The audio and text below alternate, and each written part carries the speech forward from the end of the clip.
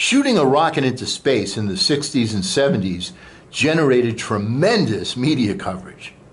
Before Mission Control would start the final countdown, they would always check in with all the departments to make sure that all systems are go. Now, have you ever fine-tuned your personal system? The universe has. Project Eli calling Houston, come in, over. Please prepare while we give you instructions on the importance of systems and how to use them, over. This is the Capcom, Eli's dad. Dr. John Maxwell has helped us with these instructions, over. I'd like to thank him for his help, over, but not out. Eli, the universe, an entity that has been around for a long time, excuse me, must know what it is doing. It seems, as inhabitants of the planet Earth, that we've been circling around the sun forever. In turn, doesn't it seem strange that the moon continuously follows us around month after month after month? And it's not just our planet. The moons of the other planets continuously orbit their planets too. And those planets continuously encircle the sun just as the Earth does. Now, the gravity of this scenario is obvious. Our telescopes confirm this orderly movement, and we have named this phenomenon the solar system. Similarly, with the aid of powerful microscopes, we find that our smallest particles, the electrons, protons, and neutrons that comprise the atom, also have a reliable, repeatable system.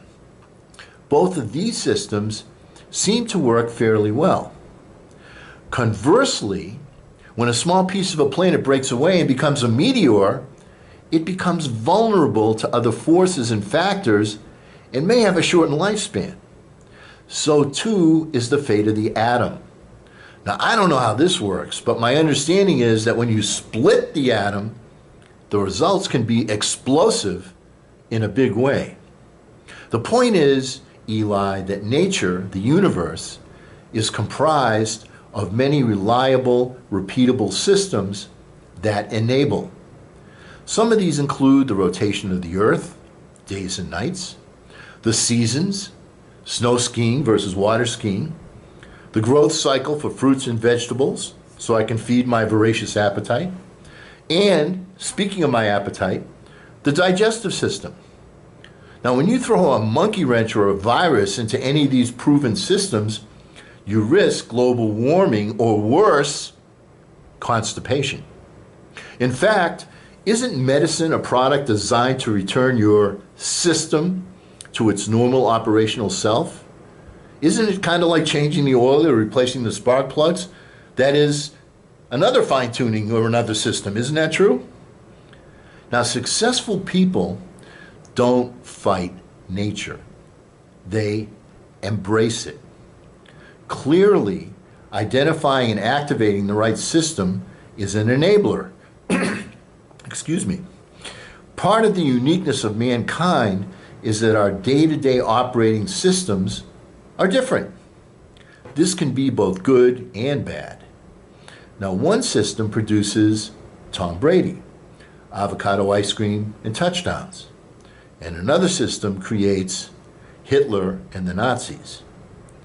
All achievers have a workable system.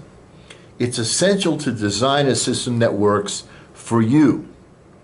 Everyone's system will have unique nuances, but basic principles must be identified and implemented for achievement. Now, as always, the first question to ask is why? Why will systems help me? Let's answer the why. Number one is time. Many people brag about how busy they are as if being busy is as prestigious as a doctorate degree. Simultaneously, they complain about their lack of time. I got a newsflash for you. We all receive the same amount of time each day. An effective system gives you more productive time. Number two, minimize wasted energy. It's not necessary to reinvent the wheel every day.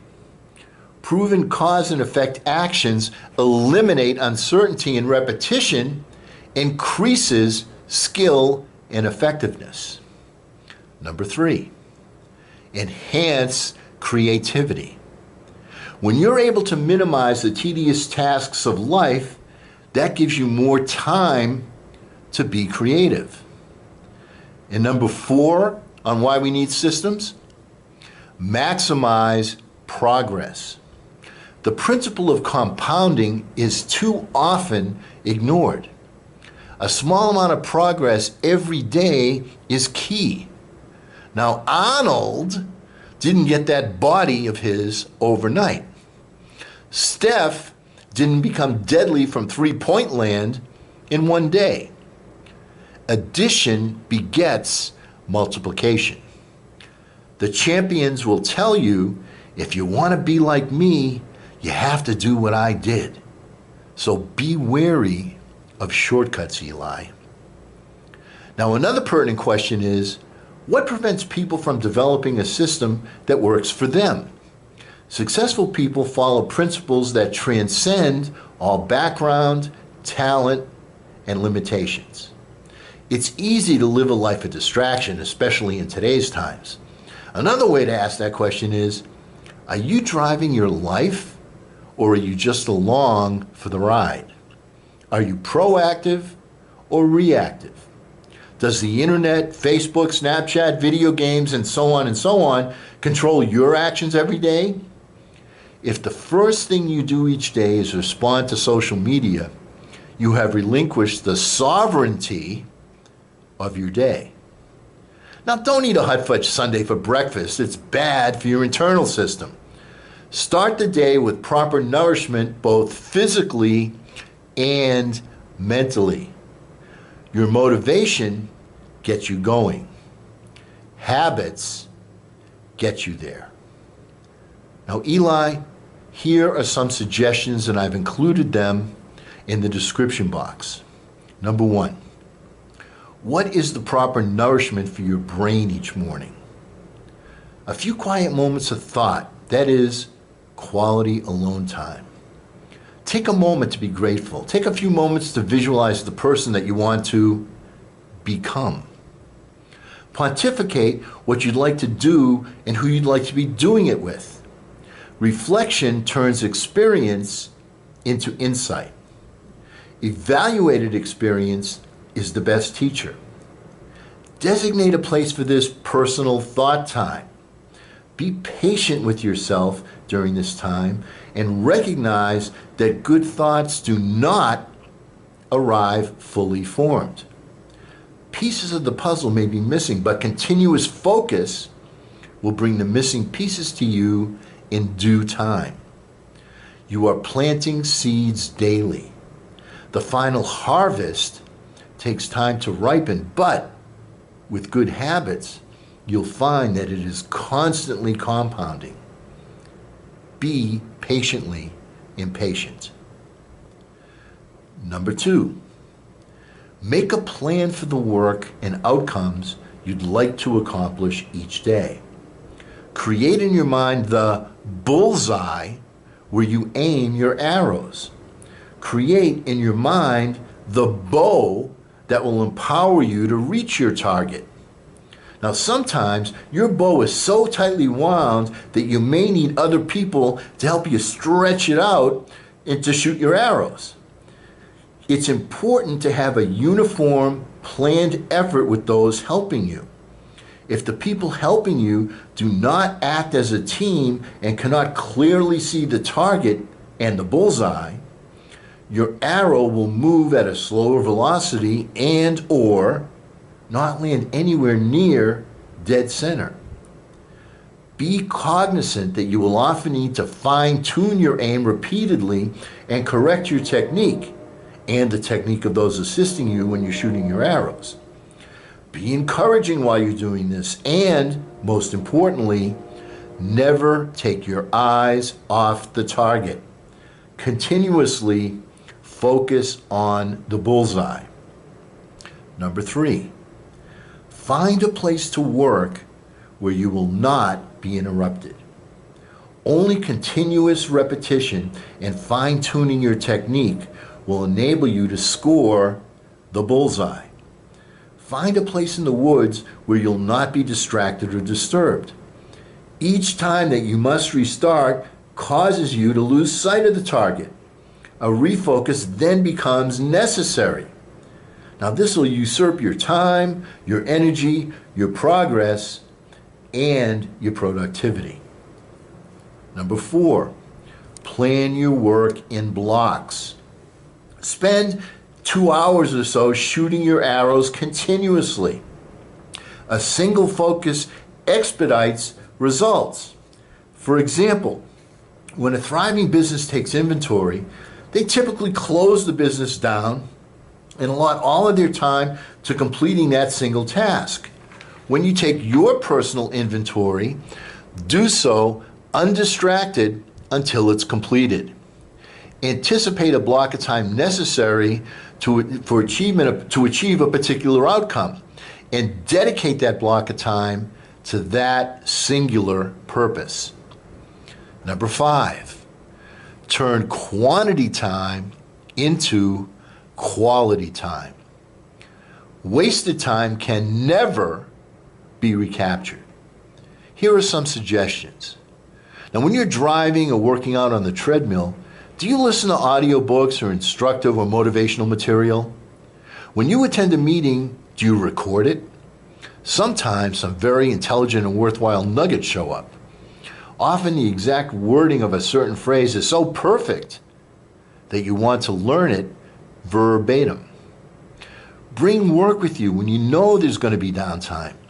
Think all the time that you're wasting at the airport, on the plane, on the bus, the license bureau, so on and so on. Change waiting time into weighted time. That goes for leisure time too. Can you ride your stationary bike while you're watching the game on TV? The point is that we have more downtime than we think. Your system should include the ability to create more focus and fine-tuning and thinking planning time for you.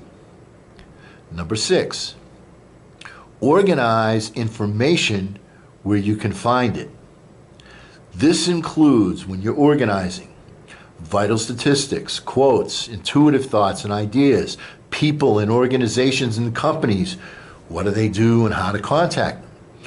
Books you want to read, CDs you want to listen to, videos you want to watch, books you want to read, listen to, and so on. Is there anything more time-wasting or frustrating than looking for information that you want now and can't find it? The next best thing to knowing something is knowing where to find it. Capture what you learn. Number 7, have a method of communicating with people, whether that's email, phone, voicemail, signing, signaling, code. Make sure you speak the same language and that you are understood. Confirm instructions you receive and instructions that you give. Clarity is paramount. Don't ever assume clarity. 10-4. Now, my system for these videos, Eli, before I nod off to sleep, is to order my subconscious to creatively give me a pertinent idea for your success. Then I capture and transcribe the main point that I want to communicate to you. When an idea comes to me in the middle of the night, I text myself the idea so that I'm certain to capture it. Then I write a script, a rough draft, that explains the point of interest clearly. I try to include a story from life because facts inform and stories transform. Then I let it marinate for a day or two. I reread my work and fine-tune it and try to add an entertaining element. I let it simmer for another day, fine-tune it again, and then serve the dish to you for your consumption. Now this system works for me. Eli, do you have a conscious system that works for you? Give it some thought, my son. And once again, I'd like to acknowledge the writing and the wisdom of John Maxwell on this subject of systems. A great teacher is he. Now, the next time we resume, our subject will be how to rise and shine and not to rise and whine. To ensure you don't miss that, please hit the subscribe button hard and then gently stroke and ring the bell. I appreciate your comments and suggestions, both positive and negative. Well, ixnay on the negative. Just kidding. As well as your questions and your suggestions. And is Eli the only one that's hitting the like icon? Come on! Our thought for the day is, have you ever thought that it's not the seeds that are planted, but the soil? You can't grow a peach tree in a milk carton. The soil is the mindset. And because we never end our meetings on a philosophical note, Eli, get your butt out there and charge! I'm Eli's dad.